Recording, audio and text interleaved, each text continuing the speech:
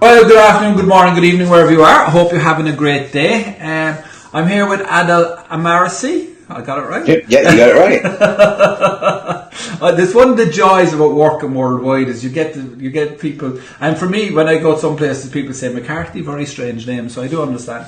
We're having a quick chat. Adil is coming on to the Legends to talk about copy. On the weekend, you'll be able to get your free seat on the link that will be above or below this when I get back to post it properly. It's either there, and if you're watching it on the page, you're going to learn some stuff. So, Adil, the same as I've done, we've had a number of interviews, which has been fantastic with a number of speakers. So, what I normally like to do, this really is about the guys getting to know you as a person, where you come from. So, give us a little bit about your history. If you don't mind, I'm going to drink my coffee as well. It's the only way to shut up. Oh, go for it. So just have your coffee and be comfortable over there. And it's the only way you want to get me to shut up, like that or a pint. Might be an Irish coffee, so it's a bit of both. So to give you guys, hey everyone, I'm very honoured to be speaking at Legends of the Digital Age. Well, what's it called? Legends of the Digital World. Digital World. See, I'm the one that wrote the damn letter, and I freaking can't remember at times. But I say that from love. I love Anthony so much. It's to give you guys a heads up, we connected. It was brilliant. The moment we spoke, I just knew I wanted to hang out with this guy. So to give you guys a bit of a background about who I am, so I've been writing direct response copy professionally since I was 18, and as of 24 hours ago, I turned 29. So I marked my. Thank you. I turned 29, and that would make my 11th year professionally. But I've actually been writing ads since I was 12. So I have about 17 years worth of industry experience of daily writing. In the last 11 years, as of last Monday as well, we broke the $500 million mark for my clients in sales that I could track and confirm and show. Numbers are a lot higher. It's just that some people don't actually decide to submit their stats, so I can't really say. I can't claim it if it's not in paper for me, at least. But the number's quite high. And what I do is essentially is I get hired by companies to either write their copy or consult on their business strategies and show them how to do everything. And some of my notable clients have actually included people like Jay Abraham. I've worked with Robin Research Institute through my friend Jason Hornung, who is also great. Jen Scalia, Becky T. Dixon. Basically, I've worked with well over 300 markets. And if there's a marketer on there that you probably know, I've most likely worked with them in some capacity, or at least we know each other in some capacity. So I'm here just to basically give you guys all the knowledge in my brain that I can inside the time limit that we have. So tell me this and tell me no more. What is copy for people who don't understand what copy is?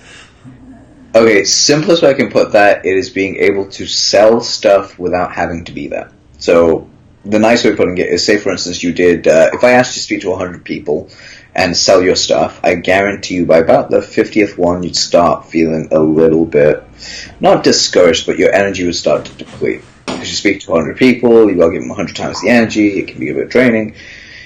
Copywriting is taking your sales pitch of how you do it and tangle it into a perfectly well-crafted story and sending it out there. So 100 people can read it.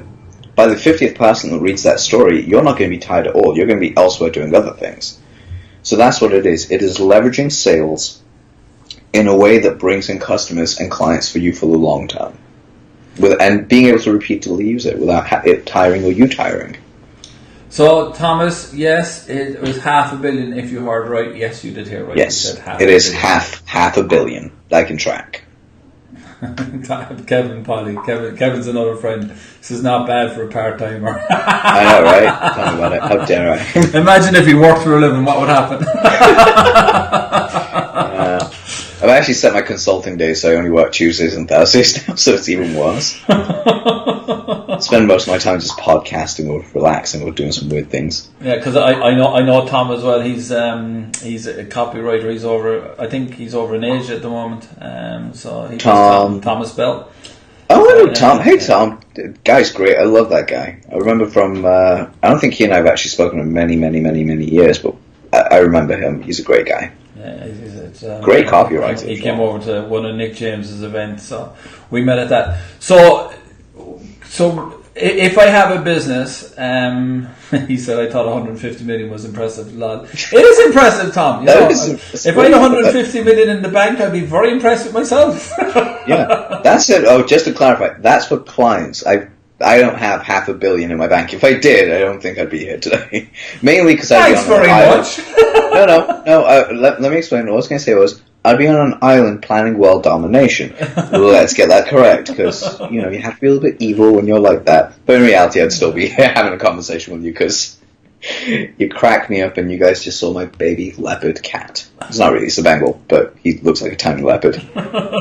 See, that's copy. You're able to take something and make it sound so much better. Yes, I have $500 million. Enjoy. Yeah, okay. If I said that, I reckon someone would show up at my house and just steal shit. I'm like, damn it. Yeah, well, the interesting thing is, you were talking about evil, you've got the cat, so you can do the whole Dr. Evil bit. Oh, that's what I was going for. That's the reason I said I have a world domination plan, because I've got the cats. I just don't have the evil domination part down yet. Or the I need henchmen. Yeah, that too. Let's get back to coffee. Coffee. So, for people, because when we're in the industry, we talk a lot with terms and the rest of it. So, copy, basically, you're giving me the just don't send a tweet from your island. Very good, Kevin. You saw the whole thing with Elon Musk for his tweet. He got fined 20 million, and he's no longer on the board. He's still CEO, but he's no longer on the board of Tesla. He's at the result. Wait, what did he do? Was it because he changed the stock price to 420 or something? He said that they private equity raised to buy everybody out. Oh wow! I believe that's what he said. Just in case somebody's watching and I get sued, right? I believe that's what I said. I don't want to be propagating fake news, because there's enough bullshit out in the world without us helping to store it. Let's be honest. Just a curiosity from a man that did not know. I've a lot of respect for the man. I think he's a pure genius. Anyway, let's get back to copy. So you're at this since you're 12, right? Yeah. Writing ads. So were the ads internet-based ads, or were they newspaper-based ads? I initially started out because it was unconscious to me. My dad actually used to make me write stories, because my parents were pulled into my teachers' conference. So it was a parents' evening, and my parents were pulled, and I was like 10 or 11 years old. I think it was 11, so I was in year 6. So just for my American friends, before you go to middle school or whatever it is. So I'm in elementary school, or for us regular school, primary. My teacher pulled my parents aside and were like, look, your son's very, very smart, but the problem is that he writes very, very slowly. Because if I got to the end of a page and I made a mistake, I'd rip the page out and start again. Really bad perfectionist at that point. And I used to slow me down. So, of course, if you're taking notes from a class on what you're doing and you're writing so tenderly, slowly to not make a mistake, you're going to get left behind. So my teacher said to my parents, listen, could you spend more time just getting him to write? So my dad ended up having a business at this point, and he said to me, he was like, well, come by the office and write stories every day. So I did. And then, of course, my parents separated for about 2 years, so my school commute went from 40 minutes walking to 2 hours on buses every day, there and back now each way. And I was a bit of a lonely kid, as I can be, because you can imagine how weird I was back then if I'm weird now. Spent so much time writing in notepads. There's nothing wrong with weird. Oh, no, there isn't. Weird is embraced. I'm very much a weirdo and I love it. But my parents, I used to give my dad my notepads and my journals, and he used to actually run them in newspapers. He used to run them as direct mail pieces. I didn't find this out until I was 18. He actually used to take out full-page ads with the stuff I wrote and have his copywriter just add a headline, clean up my grammar, and add a call to action, mail it out. So when I turned 18, he told me all this, and it was after I made a decision to become a copywriter by speaking to 2 industry legends, Stephen Esser, the guy who basically really worked on webinars back in the early 2008. I know that convict so well. It's an in-house joke between Steve and myself. He calls me the Irish fucking prick, the correct thing, and I call him the convict, because Steve's presentation. I met Steve when I spoke in Dublin, and I was only starting at the time as well, and Steve was. And Steve was, his presentation is hysterical. But one of his things is he says, he looks like Bin Laden. Right? He really does. Oh my god, he so does. I love making fun of him for that. He puts up the picture. So I was saying, like, you don't look like Bill Lad because you're Australian. So, like, we populated Australia thanks to the UK. But Australia was populated with the best of us. Everybody who rebels. So you're a convict. So that's where the thing. So I know Steve well. Steve the convict. Yeah. I mean, because he's a wrestling fan, so he would eat that up. He's a huge wrestling fan. I met him. I think the last time I met him was 2 years ago at Andy Reynolds' event. Nick James, a friend of mine, was speaking. I was over. I haven't seen Steve in about 5 years. The next time I see him, I'm just going to give him a big old hug because it's been such a long time. Yeah, he was one of the first people that got me on stage to speak at one of his events on copy, so that was a lot of fun. And who was the second one? Alex Goad. I don't know if so. It was like old school, like really old school. I don't know what he's doing anymore, but at the time he was an SEO guy, and he basically told me, he asked me about like what my conversion rate, or like how many people would see my thing. For this letter I'd written, for this blog post I'd written for an MLM that I was into at the time, and I had like 7 people sign up from like 10 people visiting, or some ridiculous number like that. Both of them were like, "Actually, you're a copywriter. You should go do this. People will pay you money to get the words out of your head into the way that you write." So they kind of put me on my path, and then I interned with Alex for a little bit, and I will always thank him for that. And then I just kept working towards other things, and eventually moved out of the launch space from the IM world and moved into the coaching and business space. And here we are, like almost just over a decade later. I'm at this point. A whole 10 years, huh? A whole 10 years. Screw you, Malcolm Gladwell, your 10,000 hours. Crap, I put in more than that. I know I did. I know. I read the book, The 4-Hour Workweek. It was, the 4-Hour Workweek on a Monday morning before 12 o'clock. Yeah, and it is interesting. Like, okay, we have a lot of fun in the industry, but it is work. So to be fair, let's talk a small bit about what you're going to share. Yeah. No, guys, you want to see all of it? You go, you get your free ticket. You get off your arse and you turn up, right? I have a lot of people ask me for schedule, just to clear this up on this one. A lot of people ask me for schedule. When you sign up on Thursday evening, you'll get Friday schedule. On Friday, you'll get Saturday schedule. And on Saturday, you'll get Sunday schedule.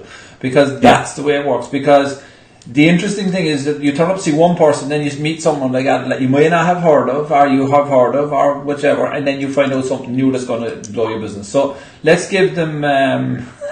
Just a couple of things of what I'm going to be covering, I guess. It's going to be fun. I just there's a comment up, sorry, just 1 second, from Tom Bell, which is 4-hour work week and 180 hours that same week promoting the book.